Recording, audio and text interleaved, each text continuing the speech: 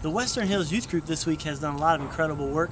They've actually been able to do demolition work that's worth up to $40,000 on 2 homes, and that is a huge help to these residents because the money they received could be spent on the demolition, but if they do that, then they run out of the funds they need to rebuild their home.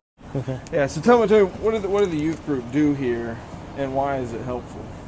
Well, it's really helpful to me because without the youth group coming here from Texas, I wouldn't be able to do this on my own.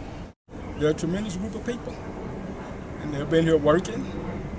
You know, they're not here playing around in Memphis on Oyster Road. They're really here working because they've torn out all the walls in the house. They have torn the floors up, put all the debris to the curb.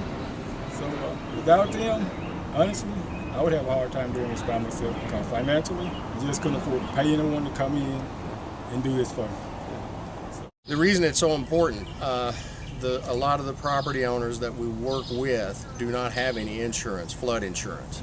FEMA will give them a certain amount of money.